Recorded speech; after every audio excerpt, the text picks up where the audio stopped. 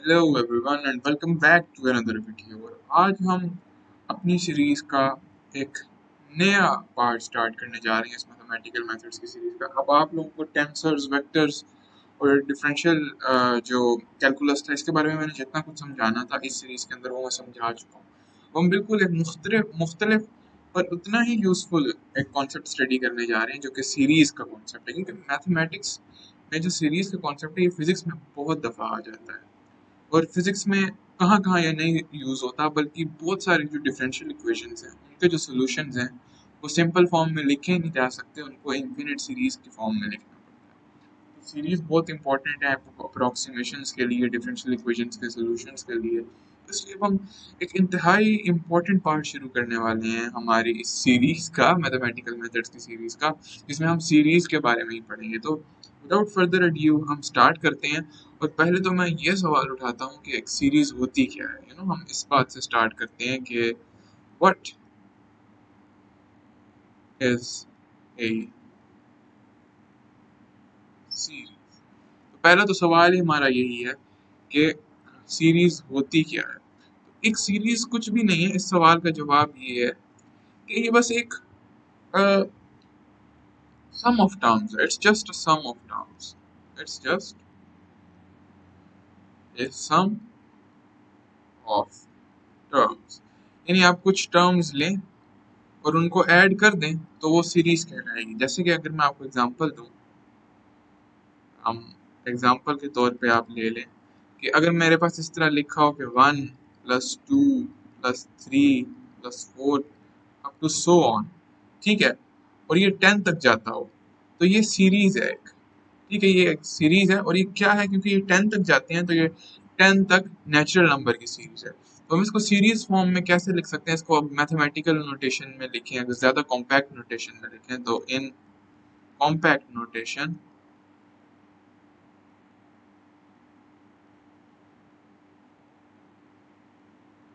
अगर हम इसको कॉम्पैक्ट नोटेशन में लिखें तो ये किस तरीके से लिखा जाएगा, किस तरीके से लिखा जाएगा कि ये सीरीज को डिनोट करते हैं। अगर देखें हमारे पास ये 10 टर्म्स की सीरीज है ना, 1 से लेकर 10 तक सम हो रहा है, तो हम सीरीज के लिए जो सिंबल बनाते हैं ना वो एस का होता है। उसके नीचे सबस्क्रिप्ट में वो नंबर ऑफ टर्म्स लिखते हैं जो उस सीरीज की होती हैं। ठीक है, और फिर इसके आगे वो पैटर्न लिखते हैं जो इस सीरीज में आ रहा होता है। अब एन, यानी अब n है ना हमारे पास, फर्ज करें 1 2 3 4 को मैं n से डिनोट कर देता हूँ क्योंकि ये सम ऑफ नेचुरल नंबर्स है। तो हमारा जो पैटर्न है ये कहाँ से लेकर कहाँ तक जा रहे हैं, n जा रहा है 1 से लेकर 10 तक। ठीक है, तो अगर हम इसको खोल दें तो ये again 1 + 2 + 3 plus and so on up to 10 तक ही हमारी सीरीज चलेगी। तो ये होता है कॉन्सेप्ट सीरीज का। और देखिए ये एक फाइनाइट नंबर्स तक जाती है ना, ये अप टू 10 जाती है, तो ये एक फाइनाइट सीरीज है। पर अब देखें अगर हम अगर इन जनरल लिखें, और ज़रूरी नहीं है कि यही पैटर्न हो। हमारे पास फॉर एग्जांपल एक सीरीज का पैटर्न हो सकता है, we could have odd number series, right. तो हमारे पास सीरीज का पैटर्न हो सकता है ये 1 + 2 प्लस, सॉरी 1 + 2 तो नहीं, हमारे पास हो सकता है 1 + 3 + 5, right, +7 plus up to let's say 21 तक हमारे ये ऑड नंबर्स जाते हैं। तो इस सीरीज को मैं कैसे लिख सकता हूँ, इस सीरीज को मैं लिख सकता हूँ एज एस।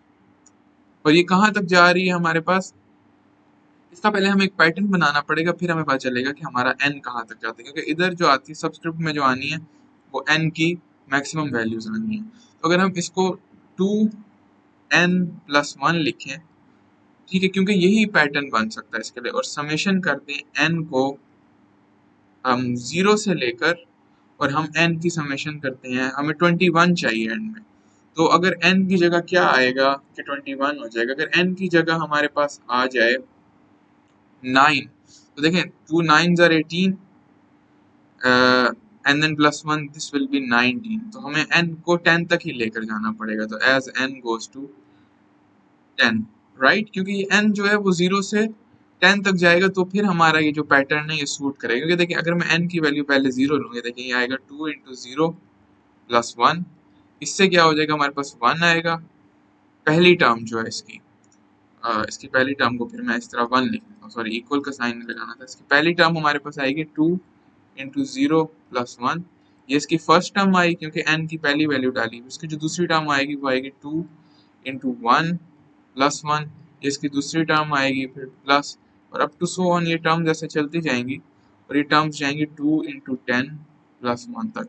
और देखिए इन टर्म्स को अगर मैं मजीद सिंप्लीफाई कर लूँ तो आपको साफ इधर नजर आएगा कि ये यही वाला हमारा पैटर्न बन जाता है। तो ये हमारे पास बन जाता है इन जनरल 1, और ये अगली टर्म दे देगी 3 प्लस, और ये दे देंगे 2 10s are 20 प्लस 1 21। तो देखें ये एग्जैक्टली यही सीरीज है, और इसको जो इसका मतलब है कि ये S10 है ये भी, क्योंकि इसमें भी जो स्मॉल n है उसकी वैल्यू 0 से लेकर 10 तक जा रही है, और इसका जो कॉम्पैक्टली इसको लिख सकते हैं वो इस तरह लिख सकते हैं 2n प्लस 1। अब देखिए हमारे पास पैटर्न कोई भी हो सकता है, ठीक है, और कहाँ तक सीरीज जा रही है वो भी कुछ भी हो सकता है। यहाँ 0 से 10 तक जा रही है, यहाँ 1 से 10 तक जा रही है ऊपर, तो पैटर्न भी हमारे पास कोई भी हो सकता है। जैसे इधर पैटर्न जो है वो सिंपल n है और इधर पैटर्न 2n प्लस 1 है, हमारे पास पैटर्न भी कुछ भी हो सकता है, और हमारे पास जहाँ तक वो सीरीज जा रही है वो नंबर भी कुछ भी हो सकता है। तो सपोज हमारे पास एक पैटर्न है जिसमें हमारे पास टर्म्स हैं, इस तरीके से हमारे पास एक सीरीज में लिखता हूँ। अब मैं इन जनरल लिख रहा हूँ, पहली टर्म को मैं A1 कह रहा हूँ, वो A1 कुछ भी हो सकता है, वो 2n प्लस 1 भी हो सकता है, फॉर एग्जाम्पल 2 प्लस 1 हो जाएगा फिर वो, और वो 1 भी हो सकता है, वो कोई भी वो नंबर हो सकता है, ठीक है, कुछ भी हो सकता है। तो पहली टर्म को मैं 1 लिख रहा हूँ, दूसरी टर्म को मैं A2 लिख रहा हूँ, तीसरी टर्म को मैं A3 लिख रहा हूँ, और ये अप टू जा रहे हैं A कैपिटल N को, यानी ये कितनी टर्म्स हैं इस सीरीज के अंदर, टोटल टर्म्स कैपिटल N है। तो इन जनरल मैं इस सीरीज को कैसे लिखूंगा, मैं इसको देख सकता हूँ S सबस्क्रिप्ट n, क्योंकि n में इसकी टोटल नंबर ऑफ टर्म्स होती हैं, और ये सम ऑफ n टर्म्स होगा, और इसका जो पैटर्न मैं लिख सकता हूँ वो जाएगा n जाएगा 1 से लेकर कैपिटल N को, यहाँ पर हम लिखेंगे A n, क्योंकि जब हम इसको एक्सपेंड करेंगे तो हमारे पास लिटरली यही बनेगा। तो ये हमारे पास एक सीरीज की जनरल फॉर्म है। आज से हम इसको अपनी जनरल फॉर्म ऑफ सीरीज कहेंगे of n term. So this is the general form of a series of n terms। ठीक है, इसमें टर्म्स कैपिटल n है, और ए एन जो है वो पैटर्न या सबस्क्रिप्ट डिनोट करने के लिए है कि ये टर्म कौन सी टर्म की बात हो रही है, जो स्मॉल n से जो सबस्क्रिप्ट डिनोट हो रही है। ठीक है, तो इस तरह हम इन जनरल सीरीज को लिखते हैं। और जो n टर्म्स की सीरीज है, देखिए इसमें फाइनाइट टर्म्स है ना, चाहे टर्म जितनी भी हैं पर हैं तो फाइनाइट ना, तो a series of finite term, a series of finite number of terms is called a finite series। Simple, तो ये मैंने फाइनाइट सीरीज की इधर डेफिनेशन लिख दी है। तो उसी तरह अब ये हमारे पास एक फाइनाइट सीरीज की डेफिनेशन है। तो हमारे पास क्या इन्फिनिट सीरीज भी हो सकती है? तो जी बिल्कुल, हमारे पास बड़ा नेचुरल अगला सवाल है कि हमारे पास इन्फिनिट सीरीज भी क्या हो सकती है। तो यस, हमारे पास इनफाइनाइट सीरीज भी हो सकती है। इनफाइनाइट सीरीज कब होगी? देखिए अगर टोटल नंबर ऑफ टर्म्स हमारे पास कैपिटल एन है, अगर मैं कैपिटल एन को किसी तरह इंफिनिटी अप्रोच करवा दूं तो हमारे पास ये एक सीरीज ऑफ इनफाइनाइट टर्म्स बन जाएगी, राइट। अगर हमारे पास total number of terms capital N है और मैं n को इंफिनिटी अप्रोच करवा दूं तो हमारे पास क्या होगा, वो इनफाइनाइट टर्म्स हो जाएगी ना। If n is the number of terms and n is infinity, that means the number of terms is infinity. तो एक इनफिनिट टर्म की सीरीज को हम लिख डिनोट करते हैं s से, ठीक है। s को हम इस तरह लिखते हैं, लिमिट, इधर हम लिमिट लगा देते हैं as capital n approaches to infinity, summation n goes from 1 capital N. और देखिए लिमिट इधर मैंने लगा दिया तो मुझे ऊपर इन्फिनिटी लिखने की जरूरत नहीं है, ए एन। या अगर आप इसके अंदर लिमिट वाकई लगाना चाहते हैं तो आप ऐसे भी लिख सकते हैं, summation as N goes from 1 to infinity A N, क्योंकि अब ये हमारे पास टोटल नंबर ऑफ टर्म्स जो हैं ये इन्फिनिट हो गई हैं, तो हमारे पास एक इन्फिनिट सीरीज बन जाएगी। इसकी भी कुछ एग्जांपल्स देख लेते हैं। तो हमारे पास एग्जांपल्स क्या हैं इन्फिनिट सीरीज की? एग्जांपल्स ऑफ इन्फिनिट सीरीज, ठीक है। इन्फिनिट सीरीज की हम अब कुछ एग्जांपल्स देख लेंगे। अब देखिए हमने पहले पैटर्न हमारा था वो हमने n तक रिपीट किया था, ठीक है। जो हमने पहले पैटर्न देखा था वो था 1 + 2 + 3, है ना, नेचुरल नंबर्स का ये पैटर्न था और ये पैटर्न कहाँ तक जाता था, 10 तक जाता था, plus up to so on 10। पर अब हम ऐसा करते हैं इसको 10 से भी आगे ले जाते हैं, तो आगे कोई ना कोई टर्म आएगी जिसको हम n कहेंगे, वो nth टर्म होगी, plus up to so on. ये सीरीज कभी खत्म ही नहीं होती है, ठीक है। तो इसको हम कह सकते हैं s, और इसमें ए एन जो nth टर्म है वो किस चीज के बराबर है, वो n के बराबर है। तो इसको हम लिख सकते हैं s is equal to summation n goes from 1 to infinity n। अब देखिए पहले 10 तक जाता था ना स्मॉल n, अब स्मॉल n इंफिनिटी तक जा रहा है, और इसकी जो एक जनरल टर्म है nth टर्म उसको हम a n कहते हैं और वो खुद n के बराबर है। उसी तरह अगर हम अपने जो सीरीज थी हमारी ऑड नंबर्स की उसको हम लिखना चाहें तो उसको भी हम ऐसे लिख सकते हैं, वो होगी n goes from 0 to infinity 2n + 1।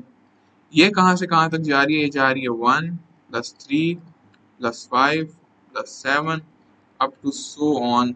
ये भी बस चलती जा रही है, उसकी जो nth टर्म आएगी वो भी 2n + 1 होगी और ये चलती जाएगी। तो इसकी जो nth टर्म है a n जो है वो है 2n + 1, तो इसकी ये nth टर्म है। तो ये आप लोगों ने ध्यान रखना, सीरीज का जो पैटर्न होता है उसको देख के हम सीरीज की जो nth टर्म होती है वो ढूंढ सकते हैं, और nth टर्म ही इधर सीरीज के फॉर्मूला में भी आती है, 2n + 1 इधर आया हुआ है, ऊपर n आया हुआ है।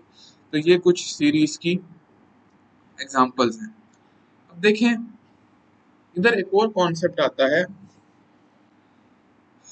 डाइवर्जेंट और कन्वर्जेंस का।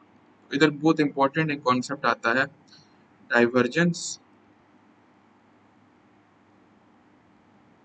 Divergence and convergence. तो हम अब इस कॉन्सेप्ट को देखते हैं कि ये कॉन्सेप्ट क्या है। तो डाइवर्जेंस और कन्वर्जेंस का क्या कॉन्सेप्ट है, पहले हम जरा डाइवर्जेंस को देखते हैं, क्योंकि हमने डाइवर्जेंस की जो है ना अभी एक एग्जांपल भी देखी है। डाइवर्जेंस डाइवर्जेंस और कन्वर्जेंस जो होती है ये इन्फिनिट सीरीज के लिए कॉन्सेप्ट है। ये कॉन्सेप्ट जो है ये फाइनाइट सीरीज पर नहीं लगते।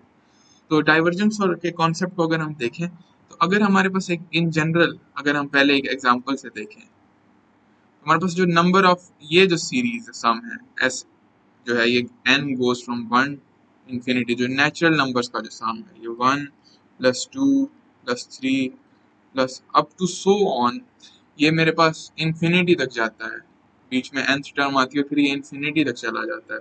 तो हमें पता है कि ये सम जो है जैसे जैसे अगर हम इन सबको ऐड करते जाएं तो ये इंफिनिटी बन जाएगा, क्योंकि 1 + 2 3, 3 + 3 9, 9 प्लस आगे इस तरीके से ये 3 + 3 6 सॉरी, और इस तरीके से ये आगे चलता जाएगा। और जब ये सारी इन्फिनिट टर्म्स ऐड होंगी तो हमारे पास आंसर में इंफिनिटी आएगा, ठीक है। तो अब देखिए एस जो है जो सम है इन सारी सीरीज का, एस जो है ये इधर इंफिनिटी अप्रोच कर रहा है। तो डाइवर्जेंस की डेफिनेशन भी फिर इसी तरीके से है कि an infinite series is divergent। एक इन्फिनिट सीरीज तब डाइवर्जेंट होगी जब जो सम है तमाम टर्म्स का, तमाम इन्फिनिट टर्म्स का, n goes from 1 to infinity A N, अब एक जनरल ए एन लिख रहा हूँ, ए एन का मतलब है कोई भी पैटर्न हो सकता है, वो जो है इंफिनिटी अप्रोच कर जाए, वो जो है डाइवर्ज कर जाए, खुद इंफिनिटी अप्रोच कर जाए, तो फिर हमारे पास सीरीज जो होगी वो डाइवर्जेंट सीरीज होगी। अब हम देख लेते हैं कि फिर एक कन्वर्जेंट सीरीज क्या होगी। तो हम चलते हैं कन्वर्जेंट सीरीज के कॉन्सेप्ट की तरफ। कन्वर्जेंस, एक सीरीज कन्वर्जेंस कब शो करेगी या कन्वर्जेंट कब करेगी। सिंपल इसका जवाब है व्हेन s इज फाइनाइट, जब इन्फिनिट टर्म्स का जो सम है वो फाइनाइट हो जाए, then the series is convergent. कितना सिंपल है कि इन्फिनिट टर्म्स का जो सम है जब वो फाइनाइट हो जाए तो हमारी जो सीरीज होती है वो कन्वर्जेंट हो जाती है। तो बड़ा एक सिंपल ये बात है, लेकिन आप कहेंगे कि इन्फिनिट टर्म्स हों और उनको कोई ऐड कर रहा हो तो वो कैसे इन्फिनिटी नहीं हो सकती। ऐसा कैसे हो सकता है मैं इन्फिनिट नंबर ऑफ टर्म्स को ऐड करूं और मेरे पास इन्फिनिटी ना आए, मेरे पास आंसर कोई फाइनाइट आ जाए। तो देखिए चले मैं आपको इसके एग्जांपल देता हूँ, उसमें से आपको ये फील आएगी। तो एक एग्जांपल आप इसकी ले लें। सपोज मैं आपको एग्जांपल देता हूँ, इसके अंदर ना हम सम करते हैं s is equals to as n goes from, suppose कर लें n should go from 0 to infinity 1/2n। तो ये इस तरीके की टर्म है, n जा रहा है 0 से इंफिनिटी और हमारे पास 1/2n के तरीके की एक सीरीज है, ठीक है। यानी 2 की पावर में जो है ना, सॉरी 1/2 स्मॉल n यहाँ पर आना चाहिए, ठीक है। इधर हमारे पास स्मॉल एन आना चाहिए। तो इधर कैसे होगा ये देखिए, पहले तो आएगा 1/2 की पावर 0, बाद में आएगा 1/2 की पावर 1, फिर आएगा 1/2 की पावर 2, फिर अप टू सो ऑन, ये सीरीज इंफिनिटी तक चलेगी। और ये सीरीज क्या देखिए, देखिए 2 की पावर 0 1 होता है, तो पहली टर्म 1 आएगी, दूसरी टर्म 1/2 आएगी, तीसरी टर्म 1/4 आएगी, चौथी टर्म 1/8 आएगी। इसी तरह ये टर्म्स चलती जाएंगी, आगे 1/128 भी आएगी, फिर प्लस एंड सो ऑन, ये टर्म्स चलती जाएंगी। आप देख सकते हैं कि ये जो टर्म्स हैं ये छोटी होती जा रही हैं। ये टर्म्स, पहली टर्म 1 है, दूसरी टर्म हाफ है, तीसरी टर्म 1/4 है, चौथी टर्म 1/8 है। आगे जैसे जैसे टर्म्स चलती जा रही हैं, ये तो कोई एंड में ऐसे आएगा कि जो आखिरी टर्म होगी वो zero approximately approximately zero approach कर जाएगी। यानी कि ऐसी सीरीज जैसे देखिए ये बढ़ते बढ़ते लगातार कम हो रही है। जरूरी नहीं है हर सीरीज जो बढ़ते बढ़ते लगातार कम हो वो हमेशा ही कन्वर्ज कर जाए, पर बहुत ज्यादा केसेस में ऐसा होता है। अभी हम देखेंगे कि हम कैसे पता कर सकते हैं कि कोई सीरीज डाइवर्जेंट है या कन्वर्जेंट है, बल्कि अभी मैं प्रूव करूंगा कि ये सीरीज वाकई ही कन्वर्जेंट है। तो ये बाद में हम प्रूव करेंगे, पर पहले आप इसका कॉन्सेप्ट समझेंगे। देखिए क्योंकि ये टर्म्स, आगे वाली जो टर्म्स है वो हर पिछले वाली टर्म से छोटी होती जा रही है, इस वजह से ये सीरीज जो है ये सम होके एक फाइनाइट वैल्यू देती है। तो this will give us a finite value, ठीक है। तो ऐसी सीरीज हमें फाइनाइट वैल्यू दे सकते। तो जो सीरीज इनफिनिट हो पर उसकी इनफिनिट टर्म्स का जो सम है वो डाइवर्ज ना करे, वो इन्फिनिटी ना हो बल्कि कोई फाइनाइट नंबर हो, बेशक बहुत बड़ा नंबर हो जाए, वो सीरीज हम कहते हैं कन्वर्जेंट है। और इस फिनोमिना को हम कहते हैं कन्वर्जेंस। आई होप आपको convergence, divergence, infinite series, finite series की जो टर्म्स हैं ये अब आपको समझ आ गई होगी। अब हम एक बहुत बहुत और फिजिक्स में बार बार आने वाली एक सीरीज की एक एग्जांपल करेंगे और फिर कुछ हम टेस्ट्स करेंगे जिससे हम प्रूव कर सकते हैं कि कोई सीरीज कन्वर्जेंट है या डाइवर्जेंट है। तो चलें अब हम एग्जाम्पल करते हैं।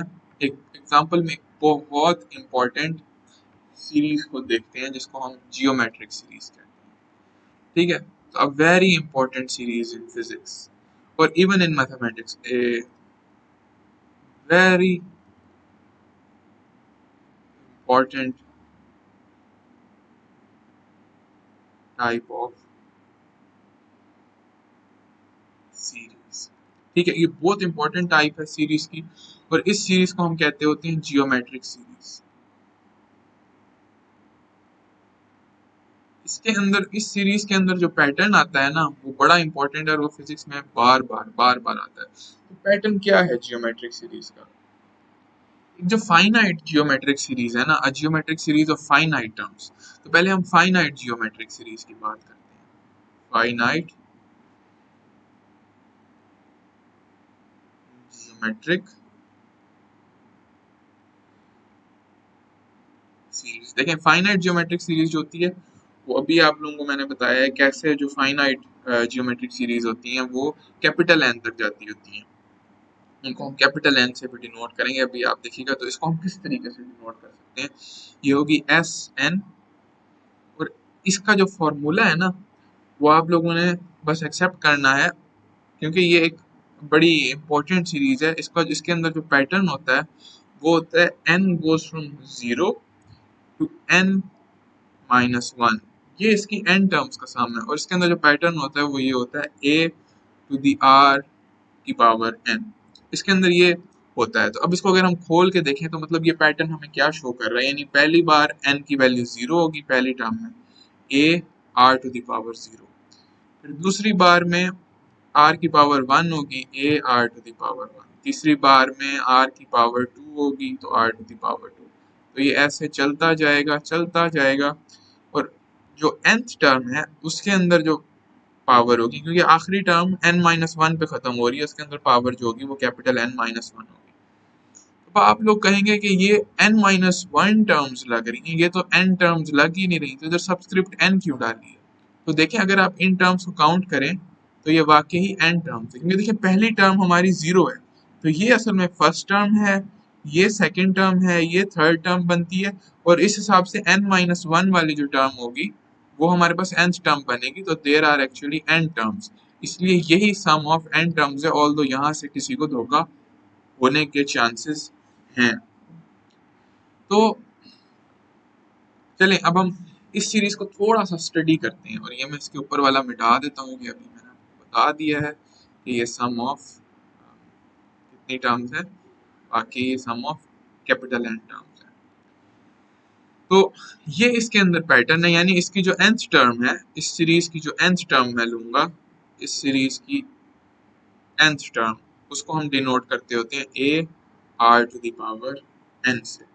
पर देखिए r में क्या स्पेशल है, so what is r, what is r, r जो है ना, it is the ratio of consecutive terms। अगर आप देखें तो it is the ratio of consecutive terms, right? ये रेशो है कंसेक्यूटिव टर्म्स की। कैसे? देखिए अगर आप पहली टर्म लें और उसको डिवाइड कर दें उससे पिछली टर्म से, तो ये बनेगी AR1 डिवाइडेड बाय A, क्योंकि एक R0 जो है R01 होगा, तो ये देखें A से A कट जाएगा, ये R आ जाएगा।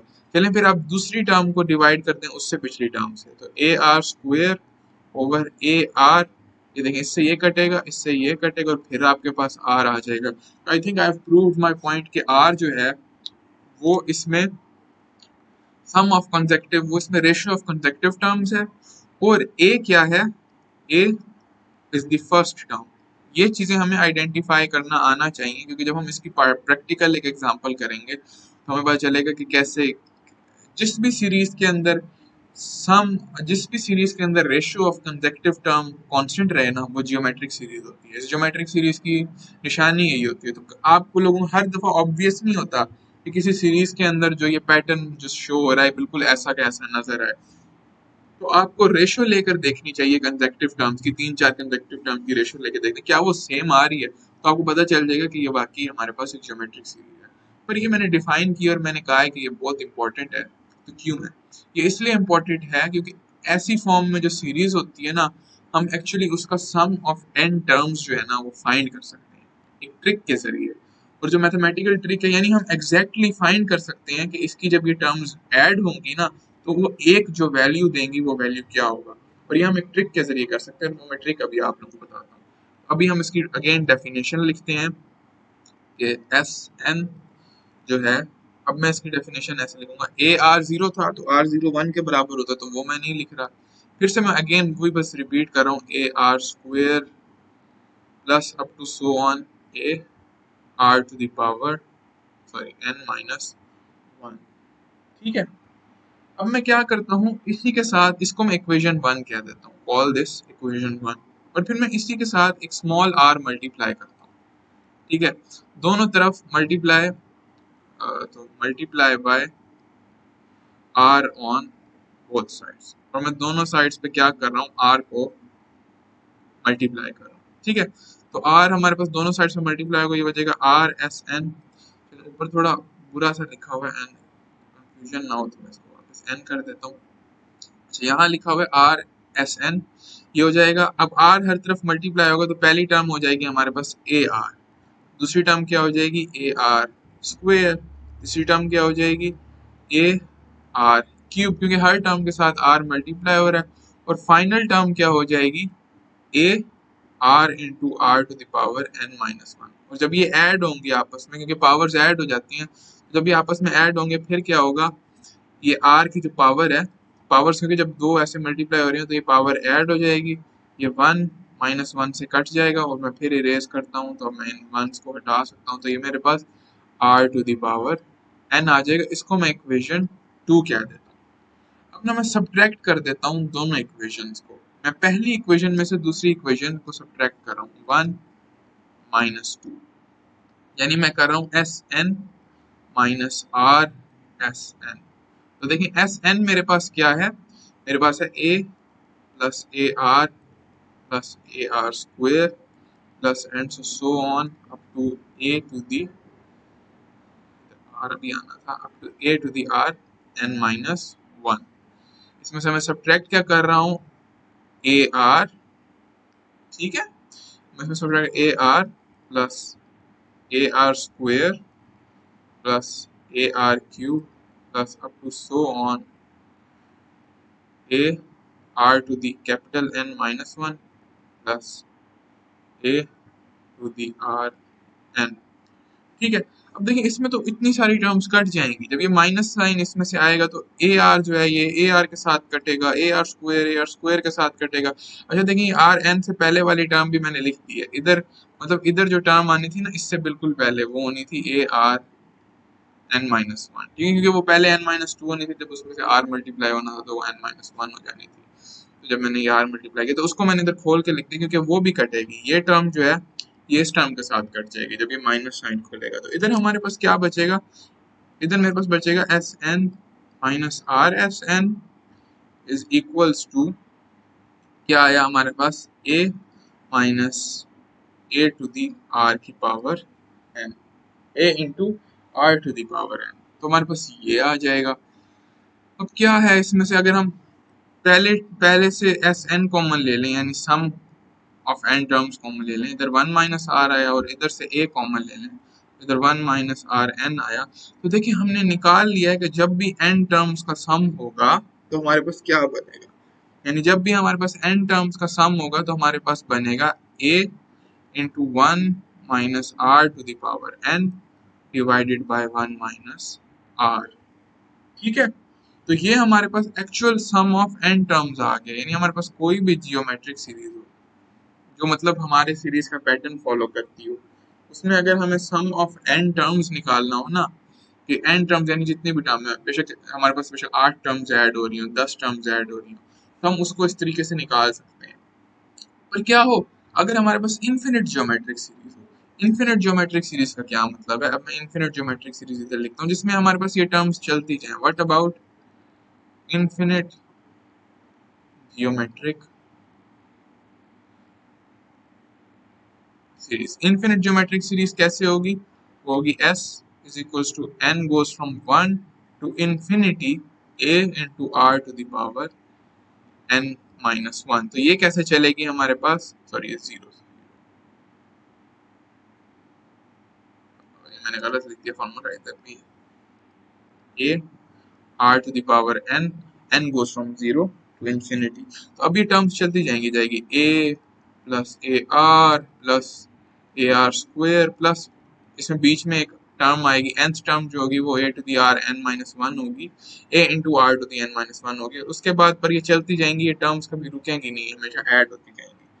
इसके अंदर हमारे पास जो नंबर ऑफ टर्म्स है n जो है वो इन्फिनिटी अप्रोच कर रही है, ठीक है ना, जो टोटल नंबर ऑफ टर्म्स है n इन्फिनिटी अप्रोच कर गया, तो हम ये इसी फॉर्मूले से देख सकते हैं। अगर हम इसी फॉर्मूले में लिमिट पुट कर दें as n equals approaches infinity, तो ये हमें क्या दे देगा, ये हमें इन्फिनिट सीरीज का सम दे देगा जिसको हम सिर्फ s से डिनोट करते होते हैं। इधर भी दोनों तरफ जब लिमिट लगेगी n अप्रोचेज इन्फिनिटी, यहाँ पर हमारे पास आएगा a into 1 minus R N over 1 minus R. पर देखें इधर, अगर इधर एक बड़ी इंपॉर्टेंट बात है नोट करने के लिए, अगर तो r हो if r is greater than 1, ठीक है, अगर तो r 1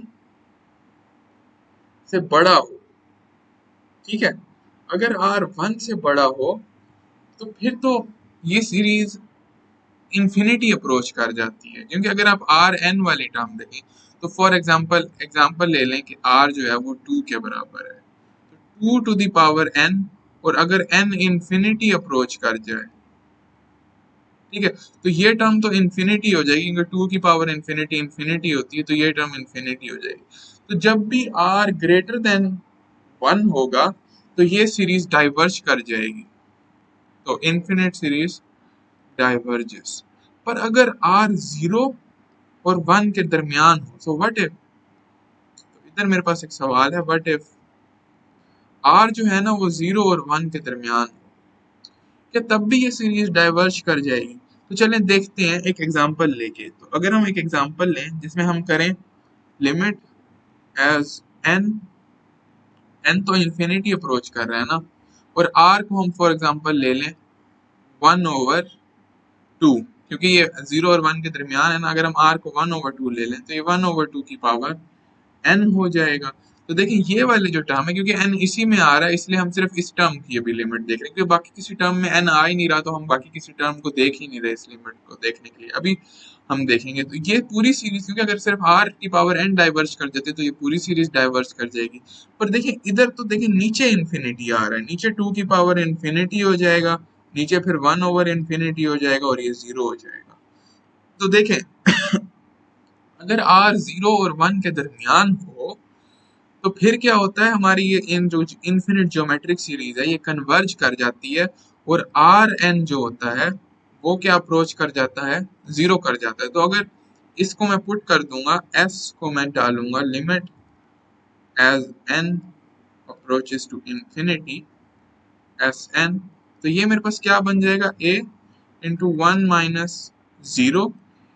ध्यान रखिए कि ये हर केस में नहीं है, ये सिर्फ उस केस में जब r 0 से 1 के दरमियान होगा, वरना ये डाइवर्ज कर जाएगी। पर इधर मैं अज्यूम कर रहा हूँ अब कि इधर लिखना पड़ेगा हमें हमेशा when r is between 0 and 1, और ये हमारे पास हो जाएगी 1 - r, और इधर से हमारे पास सम ऑफ इनफिनिट टर्म्स आ जाएगा। तो इधर मेरे पास सम ऑफ इनफिनिट टर्म्स आ जाता है, जो कि होता है a, क्योंकि ये तो 1 हो जाएगा, a इंटू 1 - r।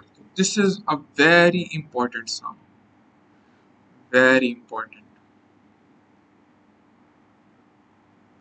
तो ये फिजिक्स में एक बहुत इंपॉर्टेंट सीरीज की ये एक डेफिनेशन है, और हमने डिफाइन भी कर लिया सीरीज को, बहुत इंपॉर्टेंट एक सीरीज को। और अब क्या करने जा रहे हैं हम, अब हम इस सीरीज की एक एग्जांपल करने वाले हैं। तो मतलब आएगी कहाँ पर ये सीरीज, पहले तो मैं इस बात का जवाब देता हूँ। तो आपने अभी हमने पीछे एक एग्जांपल देखी थी जिसको मैंने कहा था कि कन्वर्जेंट है एग्जांपल। अब मैं आप लोगों को दिखाता हूँ वो एग्जांपल जो थी, वो हमारे पास था s is equals to n to the power 0, ये अप्रोच कर रहे हैं इन्फिनिटी से 1/2 टू द पावर n। हमने ये देखना था कि ये सीरीज कन्वर्जेंट थी या डाइवर्जेंट थी। तो पहले तो हमने ये देखा कि इसकी टर्म्स डिक्रीज करती हैं, यानी जब हमने इसको खोला तो ये दे रहा था ये 1/2 1/4 plus up to so on. अब ये तो इन्फिनिटी तक जाएगा ही जाएगा, क्योंकि ये एक इन्फिनिट सीरीज है, ठीक है। पर क्या इसका सम इन्फिनिट होता है?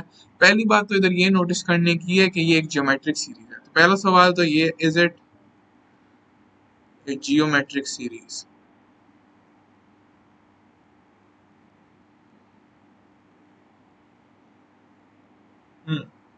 ये एक जियोमेट्रिक सीरीज है।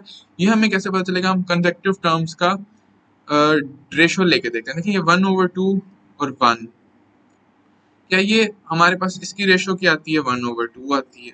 चले हम फिर अगली टर्म का रेशो ले लेते हैं, 1/4 और 1/2। इन दो टर्म्स का अगर मैं रेशो लूँ तो ये देखें, ये 1 बन जाता है, ये 2 बन जाता है, ये फिर 1/2 आ जाता है। चलें फिर अगली जो टर्म आएगी वो 1/8 होगी, उसका भी हम रेशियो लेकर देख लेते हैं। तो देखें 1/8 और 1/4, देखिए कंसेक्टिव टर्म्स का लेना है, एक टर्म लेंगे तो उसका रेशियो उससे पिछली टर्म का लेना है। तो ये भी 1/2 आ जाएगा।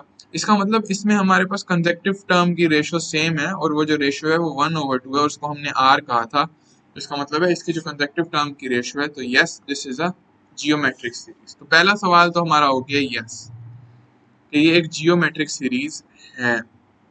पर क्या ये एक फाइनाइट जियोमेट्रिक सीरीज है? तो हाँ, ये एक फाइनाइट जियोमेट्रिक सीरीज भी है, क्योंकि देखें इसमें r जो है वो 0 से 1 के दरमियान है, 1/2 जो है वो 0 से 1 के दरमियान होता है, तो यस इट्स फाइनाइट। बल्कि ना सिर्फ ये फाइनाइट है, हमने एक फॉर्मूला निकाला हुआ है जिससे हम इसका एग्जैक्ट सम मेजर कर सकते हैं कि जब ये सारी टर्म्स ऐड हो जाएंगी इंफिनिटी तक तो क्या बनेगा, तो ये चीज बनेगी, क्योंकि ये ही इनफिनिट सीरीज का इस सीरीज का सम है। तो इसका तो हमने एक फॉर्मूला भी निकाला, पर चलें देखते हैं कि ये इतनी सारी जो टर्म्स हैं इनका टोटल क्या होता है। ये ए देखिए मैथ्स में इतना पावरफुल बना देती है कि ये इनफिनिट टर्म्स हैं, पर हम इनको टोटल कर सकते हैं और इसकी फाइनाइट वैल्यू भी बता सकते हैं। तो देखिए इसमें ए कितना है, 1 के बराबर है, और आर कितना है, 1/2 के बराबर है। It's now just a matter of putting it in the equation. तो ए हम 1 डाल देंगे, आर हम डालेंगे 1/2, तो ये 1, और 1 माइनस 1/2 भी 1/2 होता है, तो ये बन जाएगा हमारे पास 2। तो देखिए ये सारी टर्म्स ऐड होके, पहली टर्म तो 1 है, ठीक है, दूसरी टर्म 0.5 है, तीसरी टर्म क्या है, ये भी बहुत छोटी है, 0.25 है शायद, ठीक है, और चौथी टर्म इससे भी छोटी। ये सारी आगे टर्म्स छोटी छोटी होके इसके बाद वाली सारी टर्म्स, इसका मतलब है मिल के एक और 1 बना रही है, तभी तो हमारे पास 2 आ रही है, क्योंकि पहला तो वैसे ही 1 है, तो इसका मतलब 1 में 1 ऐड होता है तो 2 बनता है। इसका मतलब है इसकी जो अगली सारी टर्म्स हैं वो मिल के 1 दे रही हैं, आगे सारी इन्फिनिट टर्म्स मिल के हमारे पास 1 दे रही हैं, और ये जो टोटल इन्फिनिट सीरीज है ये हमारे पास कितनी बन रही है, 2 बन रही है। ऊपर मैंने इंटुइटिवली समझाया, पर आप अगर नहीं भी समझ आया तो इस फॉर्मूले से समझ आना काफी है। तो देखिए हमारे पास एक ज्योमेट्रिक सीरीज है, हमने ये भी पता चल गया कि हम उसका सम निकाल सकते हैं फॉर इन्फिनिट टर्म्स। ये एक छोटी बात नहीं है, बहुत बड़ी बात है, और इन सीरीज के ऊपर रमानुजान ने अपनी पूरी जिंदगी लगा दी। उसने पूरा अपना जो काम किया वो इन सीरीज पर किया, और वो सीरीज में बहुत, उसने बेशक बहुत ज्यादा काम किया, इसके अलावा हट के भी काम किया, पर उसके काम में, हर काम में उसने सीरीज का इस्तेमाल किया। और इतना ये खूबसूरत कॉन्सेप्ट है, और अगर आप देखें भी तो हमने कैसे इन्फिनिट टर्म्स को हमने बता दिया कि वो ऐड होके कौन सी वैल्यू देगी। अब आगे हम क्या करने जा रहे हैं इसमें। अब हर सीरीज का मुख्तलिफ पैटर्न होता है, ये एक बड़ा ख़ास एक सीरीज थी ज्योमेट्रिक सीरीज, इसका मैंने आप लोगों को पैटर्न बता दिया, ठीक है, क्योंकि ये फिजिक्स में बार बार आती है इसलिए इसको हमने सेपरेटली स्टडी किया। पर खास हर सीरीज का जो है ना ये पैटर्न नहीं होता। देखिए हमने हमने देखा कि ज्योमेट्रिक सीरीज का जो पैटर्न होता है, इन्फिनिट ज्योमेट्रिक सीरीज जो होती है उसका जो पैटर्न होता है वो जाता है n 0 से जाता है इन्फिनिटी तक, a r to the power n होती है, ठीक है, ये जियोमेट्रिक सीरीज होती है। उसके बाद हमने देखा कि जो ऑड नंबर की सीरीज थी वो थी समेशन 2n+1, ये 1 से लेकर, सॉरी ये भी 0 से लेकर इन्फिनिटी थी। उसके ना रियल नंबर वाली ये ऑड नंबर की सीरीज थी। उसी तरह रियल नंबर्स की जो सीरीज थी, इंटीजर्स की, रियल नंबर्स तो नहीं कहना चाहिए, जो नेचुरल नंबर्स की जो सीरीज थी वो ये थी, नेचुरल नंबर्स की सम था। देखिए हमारे पास नेचुरल नंबर का सम निकालने का और ऑड नंबर का सम निकालने का कोई तरीका नहीं है, हमें नहीं पता कि एग्जैक्ट वैल्यू क्या आती है। इनफिनिट इनफैक्ट हमारे पास ये जो, अगर मैं एक और आप लोगों को सीरीज दूं, n goes from 0 to infinity 1/n, इसको हार्मोनिक सीरीज कहते हैं, ठीक है, हार्मोनिक सीरीज। इसका भी हमारे पास सम निकालने का कोई तरीका नहीं है। तो हर सीरीज जो होती है उसका सम नहीं निकल सकता, उसकी एस की एग्जैक्ट वैल्यू नहीं निकाली जा सकती। ज्योमेट्रिक सीरीज के केस में हम लकी थे, उसमें पैटर्न ऐसा था कि हम मैथमेटिकल एक ट्रिक एक्सप्लॉइट करके हमने तमाम इन्फिनिट टर्म्स का जो सम है वो निकाल लिया, पर हर सीरीज के साथ ऐसा नहीं किया जा सकता। तो क्या हम, फिर हम क्या कर सकते हैं, हमें इसका मतलब कभी पता ही नहीं चलेगा कोई सीरीज कन्वर्जेंट है या डाइवर्जेंट है, क्योंकि अगर उसका सम इन्फिनिट आता है तभी वो डाइवर्जेंट होगी ना, और अगर उसका सम फाइनाइट आता है तो वो कन्वर्जेंट होगी। पर अगर हम उसका सम ही ना निकाल सके, क्योंकि उसमें हम कोई पैटर्न ही ना एक्सप्लॉइट कर सके, तो हम यही नहीं बता सकेंगे कि वो कन्वर्जेंट है या डाइवर्जेंट है। ये तो काम बहुत खराब हो जाएगा हमारे लिए। तो मैथमेटिशियंस ने क्या किया हुआ है, उन्होंने ये छोड़ ही दिया कि हम एग्जैक्ट सम निकालें। उन्होंने सोचा क्या कोई हम ऐसे टेस्ट्स बना सकते हैं जो कि ये बता सकें कि सीरीज कन्वर्जेंट है या डाइवर्जेंट है, ये बताए बगैर कि उसका एग्जैक्ट सम क्या है, यानी हम उसके एग्जैक्ट सम के पीछे जाते ही नहीं है। हम बस उस सीरीज की कुछ क्वालिटीज देखकर क्या ये बता सकते हैं कि वो कन्वर्जेंट है या डाइवर्जेंट है। जैसे हमने जो सीरीज देखी थी 1+1/2 +1/1/2 +1/2 ये जो सीरीज थी, इसमें हमें फील आ रही थी, वी हैड अ फीलिंग, ठीक है, feeling that this may be convergent. अभी तो अब हमने इसका सम निकाला है ना, क्योंकि हमें पता चला है ज्योमेट्रिक सीरीज है, पर हम उससे पहले ही फील आ गई थी कि ये कन्वर्जेंट हो सकती है। और ये जो 1+2+3 प्लस ये जो है, इसमें से हमें फील आती है कि ये तो कभी कन्वर्जेंट हो ही नहीं सकती, this has to be divergent, है ना। इतने सारे पॉजिटिव इंटीजर्स मिल के इन्फिनिटी तक ऐड हो रहे हैं, उनको तो इन्फिनिटी से देने ही देना पड़ेगा, पर ऊपर क्योंकि वो कम हो रहे थे तो हमें फीलिंग आई थी कि वो डाइवर्जेंट है। तो क्या हम सीरीज को देखकर बगैर उसका एग्जैक्ट सम कैलकुलेट किए अपनी इस फीलिंग को मैथमेटिक्स के अंदर तब्दील कर सकते हैं? और क्या हम फिर बता सकते हैं कि कन्वर्जेंट होगी या डाइवर्जेंट होगी अपनी इन फीलिंग्स की बेस पर, जो कि जिससे हमें उसका एग्जैक्ट सम निकालने की जरूरत नहीं पड़ेगी? तो इसका आंसर है बिल्कुल हाँ। इसके लिए ना हमने कन्वर्जेंस टेस्ट्स बनाए हुए हैं, कन्वर्जेंस टेस्ट्स, ठीक है। इन टेस्ट्स के जरिए हम देखते हैं कि ये कोई सीरीज कन्वर्जेंट है या डाइवर्जेंट है। इन टेस्ट को हम अगले लेक्चर में कवर करेंगे, मैं कोई 2 या 3 टेस्ट कवर करूंगा।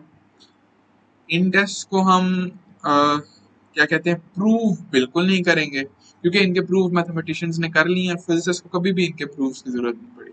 मैं आप लोगों को टेस्ट बताऊंगा और उन टेस्ट को अप्लाई करना सिखाऊंगा, और ये काम हम नेक्स्ट वीडियो में करेंगे। तो thank you so much for watching. अगर आपको वीडियो पसंद आई तो लाइक करें, सब्सक्राइब करें। अगली वीडियो में मिलते हैं।